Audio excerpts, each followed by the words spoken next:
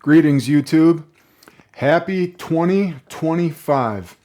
If you're new to the channel, my name is Troy. I'm a former fat guy sharing my story with the hope that it might help somebody else. If you support me in that, what I ask is that you subscribe to my channel. It doesn't cost you a thing, but it means the world to me. Everyone else, I'd love to hear what's going well for you. I'm so thankful for the over 600 subscribers I have now. And moving forward, if you're looking to lose some body fat, if you're looking to tone up a little bit this year in 2025, the invitation would be to consider keeping your plans a secret. Stop talking about what you're trying to do.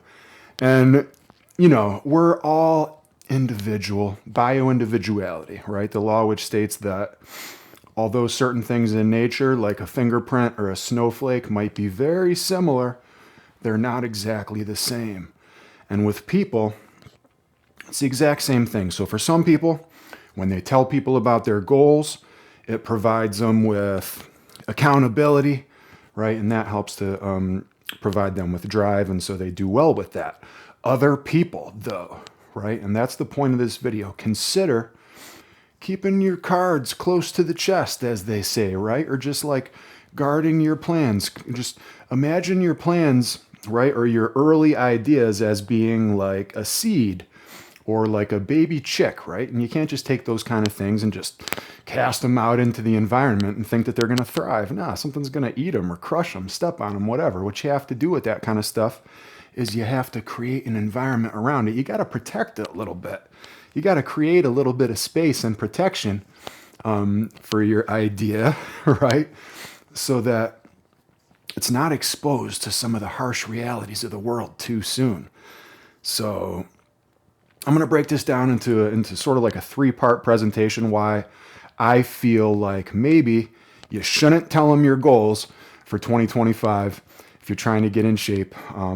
Maybe come up with a little strategic decoy goal that you can tell them about, right? Something that's kind of like not really the thing, but it's easy. That way you're participating in the tradition. I love tradition, right? And it's nice to have some camaraderie and stuff and talk about things. You don't want to be a jerk, but if it's important to you, it might be worth protecting. Because in my opinion, when you tell people about what you're trying to do, number one, it robs you of motivation. Number two, it drains you of energy. Energy is the currency of life. And so you only have so much of it. And that thing you're trying to do, it's probably really hard and requires a lot of energy. And so you don't want to waste it before you put that energy towards the thing. And finally, guys, it just overall, it makes it harder for you, right? Imagine how much further you could go without the weight of external expectations, societal expectations, right? Just picture a backpack. And if you know anything about hiking, the heavier your backpack, the harder it is. So let's talk about it a little bit, guys. Motivation. Now, motivation is tricky, right? Because you don't always have it. Sometimes you do. And another way that I would sort of like describe motivation, because some people will say motivation is BS, right? And I'm kind of in that boat, but just consider drive, right? Have you ever felt like drive to succeed at something, drive to find something to eat, drive to find a mate, perhaps? Well, when you tell people about what you're trying to do, it robs you of drive to do the thing. And it's really kind of insidious because if you think about it, this could become kind of addictive. Some people like to talk about what they're going to do all the time because when they do that, it feels good. So it lights up those sort of like reward pathways in our brain.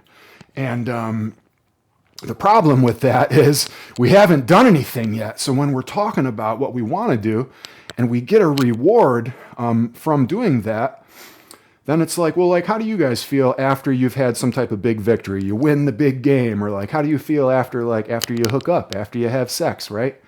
Sometimes, like, I feel like maybe that's when I let my guard down a little bit. That's when my drive is at its lowest. That might be when I'm vulnerable to like eating a certain type of food, maybe as a little reward for myself, right? Because like, oh, I can relax now. I did the thing, whatever. But remember, when you have only talked about it, you haven't moved a single inch towards actually doing the thing yet. And in that regard, talking about it, it can sabotage you. Also, when people praise you, right? Doesn't praise feel good? Same type of thing. You get that little false like sense of victory. And you go around and you seek that praise and you're telling everyone. And guys, trust me, like if weight loss is your thing, right, which is kind of what this channel's about, people are going to notice once you have done the thing and they will come to you. You're going to get that praise.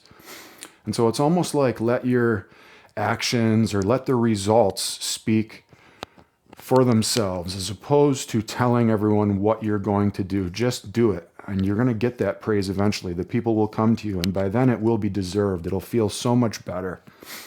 So just be careful, guys. When you tell people about what you're going to do before you do it, right? It feels great, and that's a bad thing.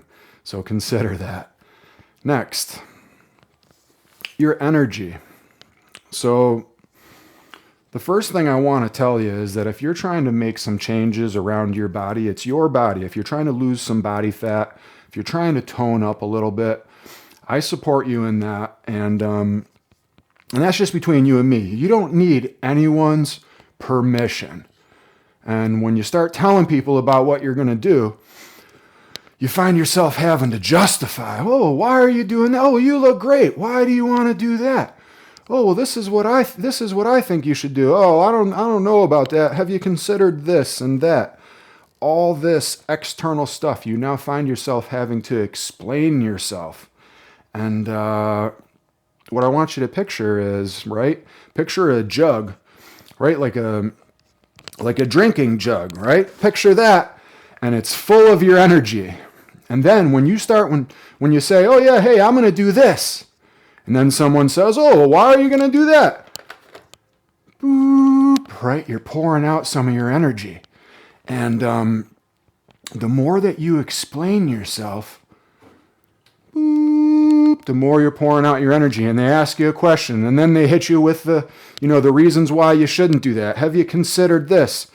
Boop, boop, boop. And then by the time it goes for you to finally have the opportunity, right? Well, nice talking to you, and those people go away, and now it's your opportunity to actually do the thing, and what you find is, oh, you got nothing left. You got nothing left. You're sitting there feeling drained, and you can't do the thing that you wanted to do because you spent all day talking about it. And this has happened to me, guys, right? Hey, what are you going to do? Oh, I'm going to rake the leaves. Oh, well, this is how you should do it. This is how you should hold the rake. Oh, you're going to start over there? No, you should start. And you spend the whole entire day talking about it as opposed to just doing it. Every ounce of energy that you spend talking about it is an ounce of energy that you don't have to actually do the thing that you're trying to do. So consider that. And so, just be mindful. You got to have a way to protect that energy, guys. And then finally, the weight of external expectation. It's very heavy. And what I mean by that is, like when someone asks you, like, oh, hey, what's your goal? And then I tell them, oh, my goal is to be a big creator on YouTube. As I'm saying that, I feel a little twinge of self-doubt, right? And when you tell someone that thing that's kind of it's going to be difficult, and you know that. And when you say that, you know that thing you're trying to do is not guaranteed, and you might not make it. And that self-doubt comes up in you, and you notice it. And then, sometimes with that person that you share that with, the feedback that you get from them, what if it's negative, right? And then you're only adding that extra pressure into your backpack. Most people don't care whether you succeed or not. That's the good news, right? But some people want you to fail. There's a little more weight in your backpack. And so, it might just be easier to be able to just kind of try things and fail, and it's a little bit easier to do that, right? Take a break, reiterate, come back, try again, and to kind of do that. I don't want to say secrecy. This isn't about secrecy. It's about strategy. It's about protecting your energy, and sort of like that's an ego thing, but it can get heavy, right? So So just consider that, guys. Now, when you share things with people and you sort of build in public like that, it's possible that, you're just being a little bit too vulnerable too soon. And like I said, it's not about secrecy, it's about strategy. Consider the fact that you don't owe anyone an explanation for what it is that you're trying to do. So to reach your goals in 2025, the invitation is to consider, right? And it's okay to tell someone, hey, wait and see, and let the results, let your actions speak for themselves. Scoreboard, as they say. Now, some people, right, find that sharing what they're trying to do is helpful. In a safe space like this, certain people that you have a camaraderie with, right, a trusted advisor, someone that maybe you've paid to provide a service, that can give you accountability. For some people, when they say that they're going to do something, and they say that in the presence of other people, it provides them with that drive, because their identity is, if they say something, they're going to do it. And so it helps them. Also, collaboration. Just consider how working with other people who have expertise in areas where maybe you don't. So like for me as a creator, right, I want to collaborate with people who are IT people, someone who can help me with editing, stuff like that, right? Now, having that sort of, collaboration can help you get to where you want to go a lot faster, because if you consider people working together in a team sort of capacity, that accelerates progress. And finally, just like support, someone who's been there before, who, when you're new to something, you're stopping all the time and looking around. Hey, where am I, right? Imagine like going on a hike somewhere you've never been before. You're like taking mental snapshots because you're not sure, a fork in the road, which way should I go? And if you have someone that's, like I said, been there before, then you can just put all of your energy towards moving forward, taking baby steps forward. And that person that's a guide can just kind of like guide on the side. Everyone is different, so it's not a good idea to follow anyone else's way specifically, but there are some concepts and principles that that are universally helpful for many people. So that's what this is all about, guys. I'd love to hear what's working well for you in the comments. Thank you for watching the video. We'll see you in the next one. Peace.